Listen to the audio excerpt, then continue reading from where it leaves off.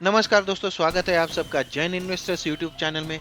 दोस्तों, सबसे पहले तो आपको दिवाली की बहुत बहुत शुभकामनाएं। माँ लक्ष्मी आपको दिन दूनी दुगनी और रात चौगनी की तरक्की प्रदान करे। आज दिवाली है और हर साल की तरह आज भी मुहूर्त ट्रेडिंग की जाएगी। दोस्तों, ये दिवाली कुछ खास रहने वाली है क्योंकि कल ही भारत ने पाकिस्तान पर अच्छी खासी जीत हासिल की है। विराट कोहली फिर से एक बार किंग कोहली बनकर उभरे हैं, तो उसमें ज्यादा नहीं पड़ते हैं, लेकिन उसकी भी आपको बहुत बहुत शुभकामनाएं, क्योंकि भारतीय टीम ने हमें दिवाली से पहले दिवाली मनाने का मौका जरूर दिया था।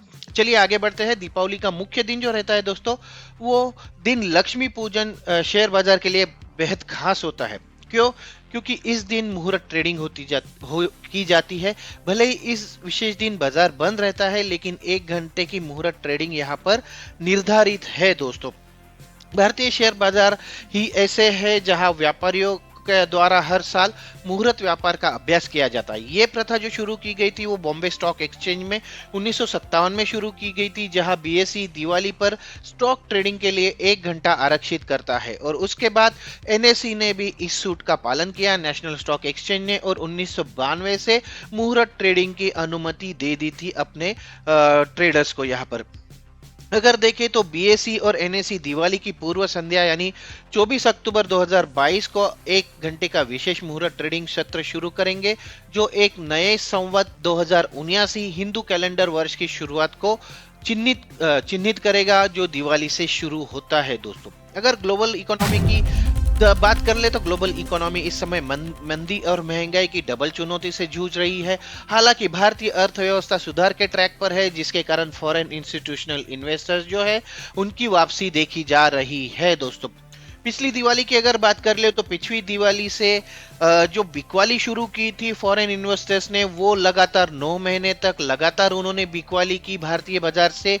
और अगर इस दौरान देखें तो उन्होंने लगभग 2.6 मतलब 2.60 लाख करोड़ रुपए के शेयर बेचे थे। दोस्तों, लेकिन जुलाई और अगस्त में उसमें कुछ सुधार होता हुआ दिखा, और जुलाई और अगस्त के महीनों में करीब 56,000 करोड़ के शेयर इन्होंने खरीदे हैं भारतीय बाजार से।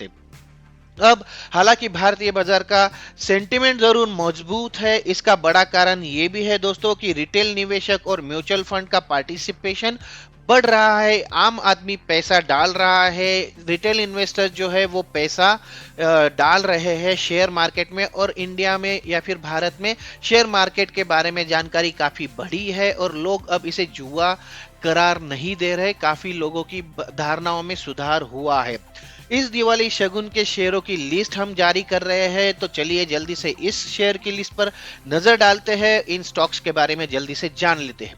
इस लिस्ट में अगर देखें दोस्तों, तो सबसे पहला नाम जो आता है आईसीआईसीआई बैंक का। आईसीआईसीआई बैंक की तकनीकी सेटअप आशाजनक लग रहा है, और स्टॉक ने 11 अगस्त 2022 के बाद से अब तक का सबसे अधिक एकल दिन का मात्रा या वॉल्यूम दर्ज किया है। दिलचस्प बात यह है कि स्टॉक जो है वो दिन के उच्चतम स्तर पर बंद हुआ, जबकि कारोबार के अंतिम चरणों में स्टॉक में अच्छी खासी खरीदारी देखी गई। साथ ही कंपनी ने 22 अक्टूबर का अपने तिमाही के नतीजे घोषित कर दिया है, और उसका असर भी यहाँ पर देखने को मिल सकता है।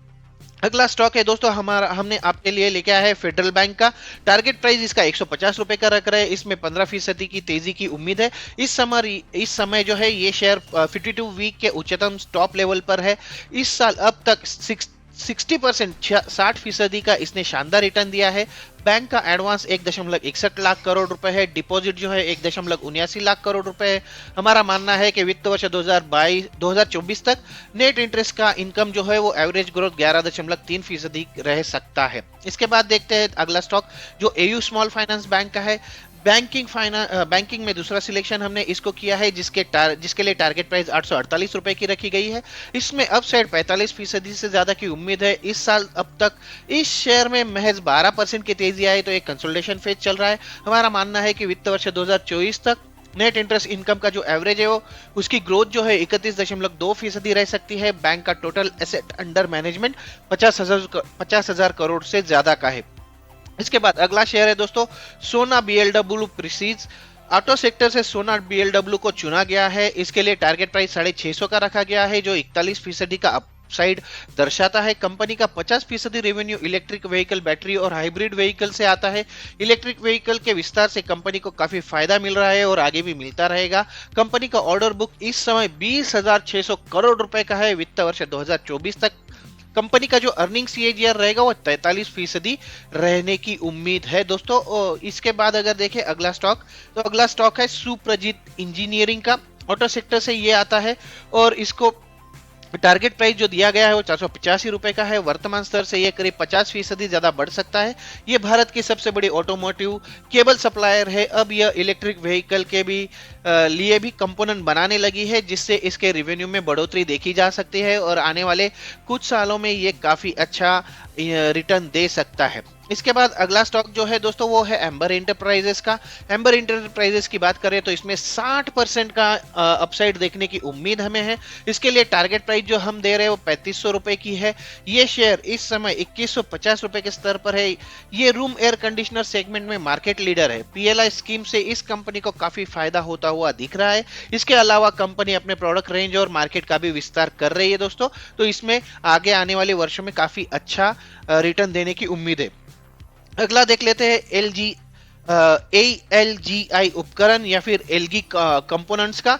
अगर देखें तो शुक्रवार को स्टॉक में 10% से ज्यादा की उछाल देखी गया और 499 के आसपास ये बंद हुआ है। स्टॉक ने एक तेजी से मारूबोजू कैंडलस्टिक पैटर्न का गठन किया है। इसका मतलब होता है दोस्तों कि कीमत जो है वो सबसे निचले स्तर पर खुली और दिन के उच्चतम मतलब हाईएस्ट लेवल पर ये बंद हुआ, तो इसे मारूबोजू कैंडलस्टिक कहा जाता है। क्यों ऐसा इसलिए हुआ कि पूरे दिन जो कीमत है उस पर खरीदारों की नियंत्रण था। इसके अलावा ये बुलिश कैंडलस्टिक पैटर्न मजबूत वॉल्यूम के पीछे बनाया गया था, क्योंकि दिन के वॉल्यूम में 10 दिवसीय यानी कि 10 डेज के एवरेज वॉल्यूम से लगभग 2.5 गुना अधिक की बढ़ोतरी देखी गई। इसलिए इस शेयर पर भी हम नजर रखने वाले हैं आने वाले मुहूर्त ट्रेडिंग के दौरान। और आज के लिस्ट का अगला शेयर है दोस्तों फिनोलेक्स केबल। शुक्रवार को ये शेयर जो है वो 2 महीने के लंबे कंसोलिडेशन से टूट गया है। इसने दोहरे अंकों का लाभ दर्ज किया है, डबल डिजिट में प्रॉफिट दर्ज किया है और हाल के दिनों में देखी गई सबसे तेजी वाली कैंडल यहां पर बनाई गई है दोस्तों इस शेयर द्वारा। दिलचस्प बात यह है कि मजबूत वॉल्यूम के पीछे ब्रेकआउट देखा गया, क्योंकि दिन के वॉल्यूम में इसके 50 दिवसीय औसत वॉल्यूम से लगभग 9 गुना अधिक था इसका शुक्रवार का वॉल्यूम। तो मुहूर्त ट्रेडिंग में हम इस शेयर पर भी नजर रख सकते हैं दोस्तों। तो ये थी लिस्ट दोस्तों, दिवाली के दिन कौन से शेयर पर आप मुहूर्त ट्रेडिंग कर सकते हैं। आशा करता हूं कि ये लिस्ट आपको हेल्प करेगी अच्छे शेयर चुनने में और आपको एक अच्छा मुनाफा कमा कर देगी। इसी भावना के साथ और फिर से एक बार हैप्पी दिवाली के साथ मैं आज का वीडियो खत्म करता हूं। मिलते हैं अगले वीडियो में एक नई जानकारी के साथ, तब तक के लिए नमस्कार दोस्तों।